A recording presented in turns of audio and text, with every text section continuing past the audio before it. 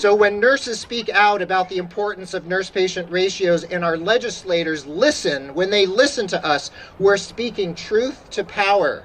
We're speaking truth to power. And when we become citizen lobbyists like we are today, we're taking a stand behind our position and we're saying that we deserve to be heard. And when a nurse educates a patient and the patient's family about controlling that patient's diabetes or hypertension, she is using her voice to change that patient's life for the better. And when a nurse holds a dying patient's hand and provides comforting words, that nurse's voice is bringing healing and compassion into the room. We are educators, we are healers, and what we do and what we say has meaning. So, however, there's a new hierarchy of needs in these days in the 21st century, and when I go into a hotel room or an Airbnb, what's the first thing I look for? Not the bathroom, the Wi-Fi. I'm like, what's your Wi-Fi password, right? And then I look at my phone. Oh my God, my phone's gonna die, I better plug it in. Then I go look for food and where the bathroom is. It's so true. What happens when things fall apart? Because things do fall apart in our lives. And how do we bounce back from that place when we're here? So back when I was a nurse care manager for people with HIV and other comorbidities in Massachusetts, I burned out. I worked about 8 or 9 years.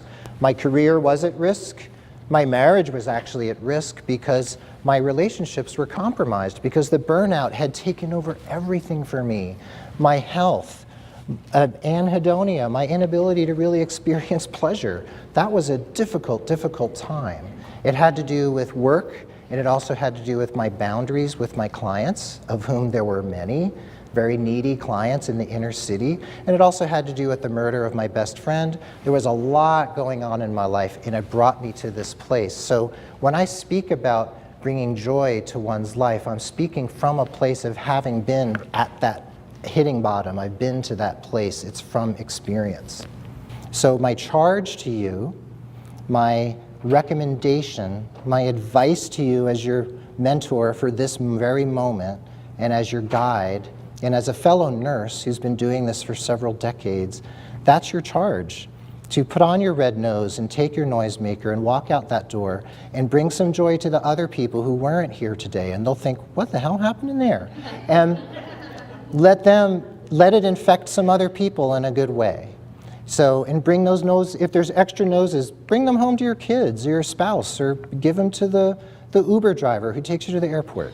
So think about spontaneity, serendipity, beauty, joy, the things you can bring to other people, and then release your attachment to whatever the outcome will be.